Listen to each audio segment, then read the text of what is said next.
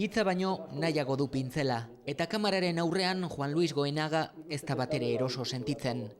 Si quitas, mejor. Un orador, estoy liado. Bere margoekin literatura egitea ez zaio gustatzen, ez die titulurik jartzen. Azken bilduma hau Lanbroa izenburupean aurkeztu du, baina hori ere kasualidadez etorri den izena da. Margo guztik ikusita danak zerbait Lanbroa zekautela, no? Ordan. Eta, bueno, Lanbroa. Bere Alkizako baserritik ona, Parisera, Juan Luis Goenagak bere paisaiak ekarri ditu Frantziako hiriburura. Arte galeria prestigiotsuengatik ezaguna den kale batean ikusi daitezke.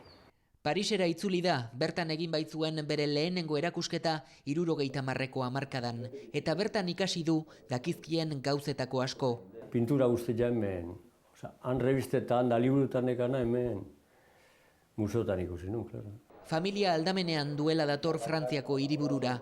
40 urteko ibilbide profesionalean inoiz baino askeago sentitzen da, eta bere koloretan nabaritzen da hori. Hitzezko azalpenen tormentua pasata, margoei hitz egiten usteko txanda da. Zen mozu arora, terrible, no? Formidable, formidable, tu étais formidable, j'étais